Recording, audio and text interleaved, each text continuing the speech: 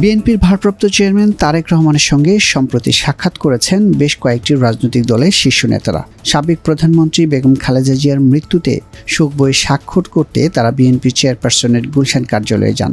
৫ জানুয়ারি সেখানে যান গণসংহতি আন্দোলন, নাগরিক ঐক্য, এবি পার্টি, লেবার পার্টি, জমিয়তে উলামায়ে ইসলাম ও সিপিবি সহ বাম গণতান্ত্রিক জোটের শীর্ষ নেতারা। শোক বইয়ে স্বাক্ষর শেষে বিএনপির ভারপ্রাপ্ত চেয়ারম্যান তারেক রহমানের সঙ্গে সাক্ষাৎ করেন তারা। সামনের দিনে যে রাষ্ট্র পরিচালনার দায়িত্বে থাক না কেন সবাইকে নিয়ে সামনে এগোতে হবে। তারেক রহমানের সঙ্গে এমন আলোচনা হয়েছে বলে জানিয়েছেন এবি পার্টির চেয়ারম্যান মুজিবুর রহমান মঞ্জু। সেখানে আমরা যেটা ওনাকে প্রপোজ করছি যে সামনের ইলেকশনের রেজাল্ট যেটাই হোক, সরকার এবং বিরোধী দলের মধ্যে যে ট্র্যাডিশনাল রিলেশনশিপ, মানে একে অপরের বিরুদ্ধ সম্পর্ক, এটা না থেকে যাতে একটা ডেমোক্রেটিক সুন্দর সম্পর্ক হয়, সেটার ব্যাপারটা আমরা ওনাকে বলছি। উনিও বলছেন যে হ্যাঁ, এটা খুবই গুরুত্বপূর্ণ এবং আমাদের মধ্যে ডিবেটটা হবে পলিসি নিয়ে। দেশের স্বাধীনতা, সার্বভৌমত্ব, মুক্তিযুদ্ধ, আমাদের ধর্ম, আমাদের জুলাইয়ের অভ্যুত্থান, জুলাইয়ের অঙ্গীকার, এগুলো নিয়ে আমাদের মধ্যে কোনো যাতে বিভেদ না থাকে। আলোচনায় আসন্ন জাতীয় সংসদ নির্বাচন ও নির্বাচন পরবর্তী সময়ে দেশ পরিচালনার পরিকল্পনা নিয়ে নিজ নিজ অবস্থান তুলে ধরে দলগুলো। গণসংহতি আন্দোলন বলছে বিএনপির সঙ্গে তাদের পরিকল্পনায় মিল রয়েছে। আগামী নির্বাচন সুষ্ঠু, অবাধ, গ্রহণযোগ্য হওয়ার ব্যাপারে সবার আন্তরিকতা এবং আমাদের নিজেদের চেষ্টা, অন্যদের সকলের চেষ্টা, এক্ষেত্রে যে কিছু কিছু থ্রেট আছে সেই সমস্ত বিষয়ে আলোচনা করেছি। তারপরে আগামীতে আসলে কি ধরনের অর্থনৈতিক রাজনৈতিক পরিকল্পনা আমরা চিন্তা করছি বা উনিও চিন্তা করছেন, সেগুলো নিয়ে আলোচনা হয়েছে।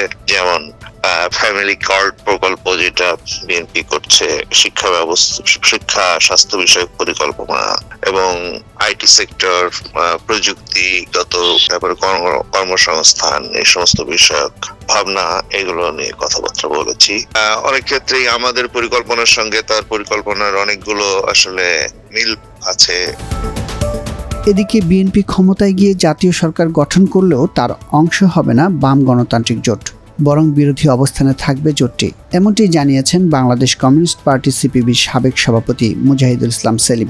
দেশে যেন গণতান্ত্রিক পরিবেশ বজায় থাকে সে বিষয়ে জোর দিয়েছেন জোটের আরেক নেতা। অভ্যুত্থান পরবর্তী সময়ে আমরা বর্তমান বাংলাদেশে একটা গণতান্ত্রিক পরিবেশ থাকুক, মানুষ তার মতামত প্রকাশ করতে পারুক এবং বাংলাদেশের এই যে নির্বাচন, সেই নির্বাচন সুষ্ঠু, গ্রহণযোগ্য হোক, মানুষ ভোট দিতে পারুক, এই ধরনের পরিবেশ তৈরি করাটাই আমাদের মূল লক্ষ্য।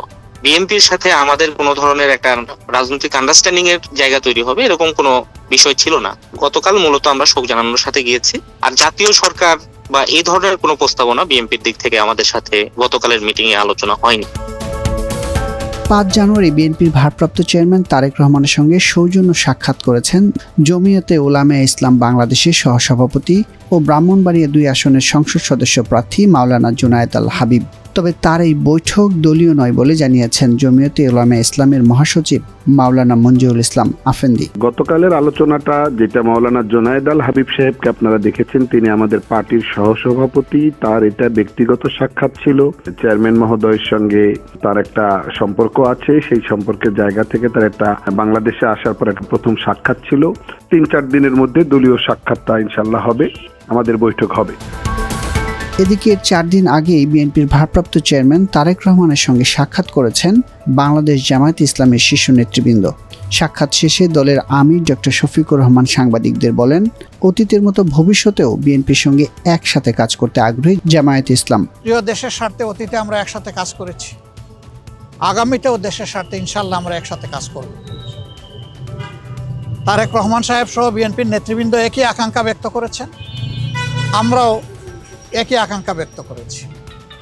এমনকি আমরা এটাও বলেছি যে 5টা বছরের জন্য জাতির স্থিতিশীলতার স্বার্থে একটা সুন্দর পরিবেশ ফিরিয়ে আনার স্বার্থে আমরা সবাই মিলেমিশে ভালো কোনো চিন্তা করতে পারি কিনা সেটাও আমাদের চিন্তা করা দরকার।